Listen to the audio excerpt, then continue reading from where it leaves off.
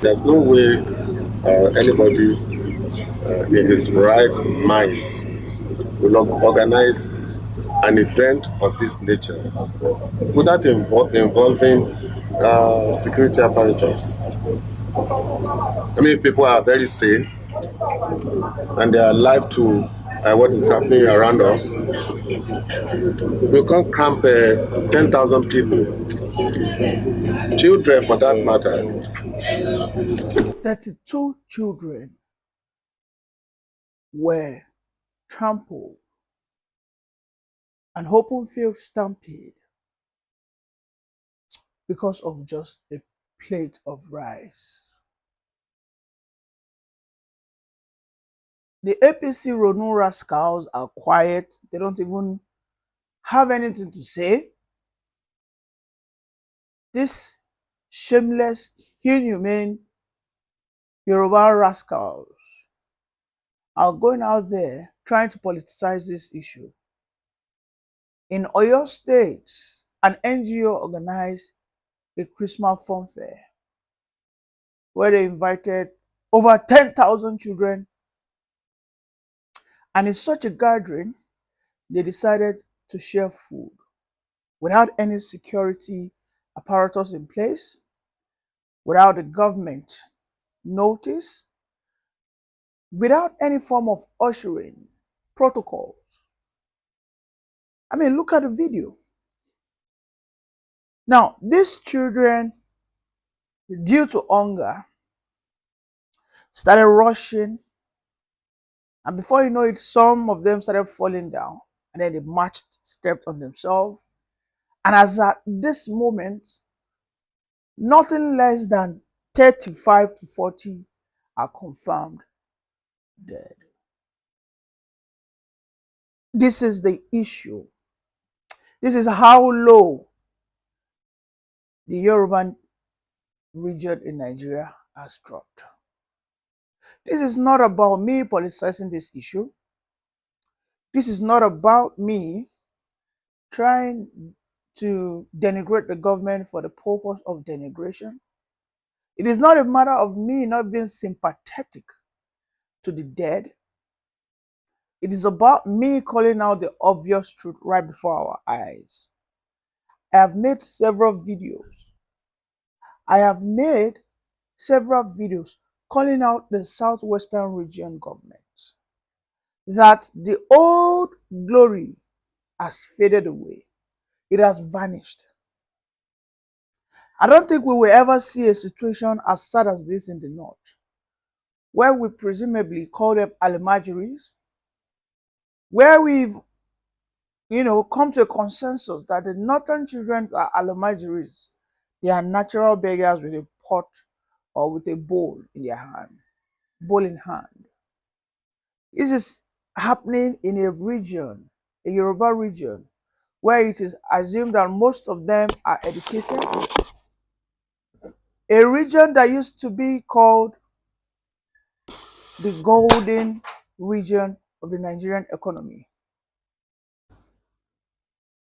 A region whereby in the 60s, 70s, down to the 80s, used to be the pride of this country. A region where there was always free education for the kids, right from your nursery to your secondary school. And for that period of time that you're in school, you get free meal tickets. You get to eat food with 2 meats. You get to eat food with egg per day for free. Now, it is this past glory that these unfortunate governors use to deceive the gullible Southwesterners who are majorly Yorubas, of course. Look at just what is happening. Look at the sad scenario there. At the capital city of the Yoruba people, Ibadan, the largest state, largest capital in Africa. Ibadan, right there, over 35 children were killed just because of a pot, a plate, not more than 2 spoons, not more than 2 portions, have been unalive just at the eve of Christmas. These same children, their parents were right there. A free show. A show that called over 10,000 people. Why should a parent allow their children to go to such event? And why would such organizers, what are they trying to prove? A fun fair in such minute space? In such space? When we say that Nigeria is not a country but a zoo, people come out and defend nonsense on a daily basis. This so-called APC Ronus, I am so appalled and ashamed that I share the same origin with some of these people. And these people, they will come out and speak big grammars. You think because you can speak English, you are intelligent? You think because you can speak English, you have wisdom? You think because you can speak English, you have what we call an objective mindset? Nobody in his right senses will see what is happening in Nigeria and just keep on defending the indefensible because you are saying such provider words like, he is from my tribe. The people from your tribe have just had their children unalive because of a plate of rice, because of hunger. Hunger that was foisted. Hunger that was brought upon them and the entire Nigeria by your so-called brother, tribesmen. You know what baffles me now? This will happen, this will pass. The same Yoruba Ronus will come out and be saying that Yorubas are the most educated. Where are you the most educated? The level of education is supposed to show in your children. Most of these children are in JS1, JS2. These are not nursery 1 children. Where you can see maybe because they are still at that premature stage, at that tender age. These are children within the age of, mostly within the age of 12, 13. Most of them are teenagers, by the way. Most of them are teenagers. I just cannot bear and take it. Awolowo must be rolling in his grave right now. What legacy have I left for my people? But look at what they have done with it. All that is needed is for this so-called Yoruba Ronus or Yoruba leaders, Southwest governors, is to extend that legacy of Awolowo. Keep propagating it. Keep implementing it.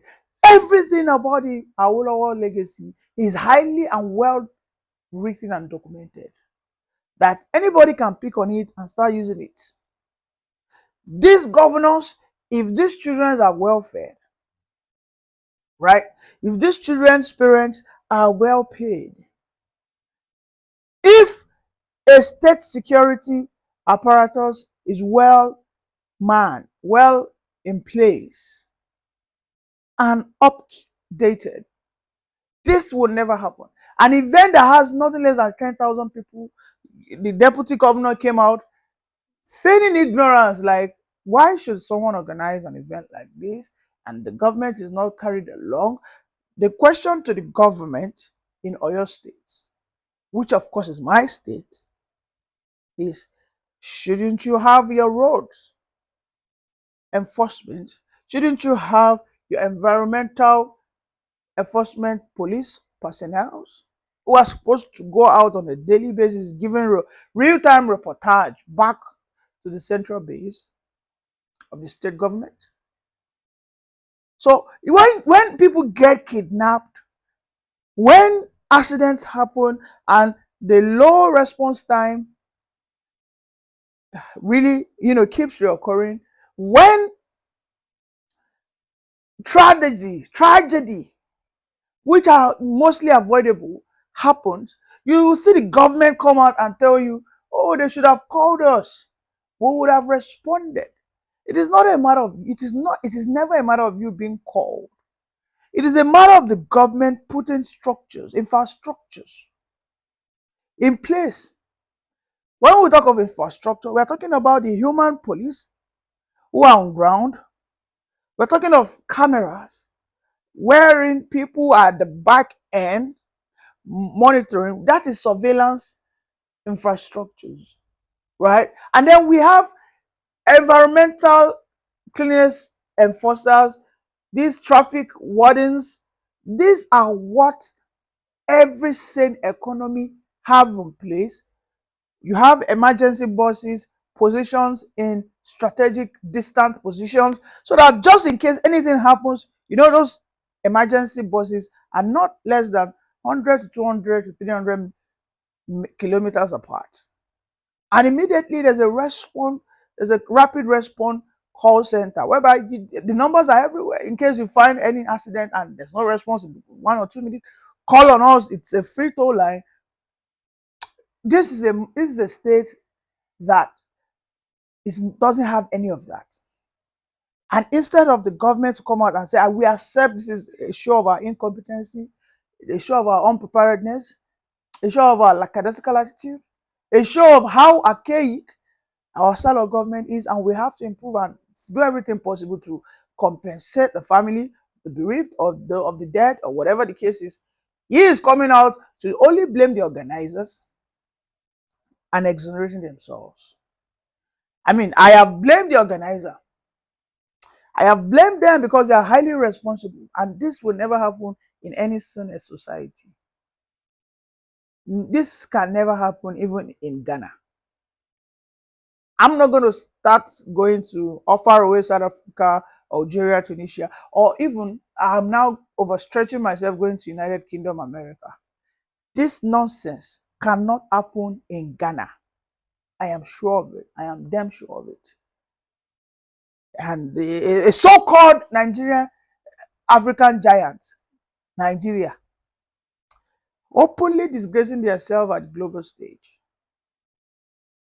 35 to 40 children were killed because of a plate of rice. And you know what? Another thing that baffles me. When you ask Nigerian people, let us fight for our right. We shouldn't queue up, gather, galvanize ourselves to beg for food. We should be more responsive,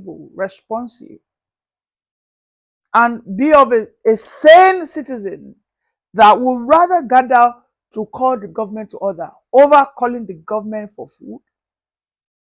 If you tell the parents of those children, they'll tell you, no, don't let my child go to protest. They'll kill my child. Though. I don't want my child dead.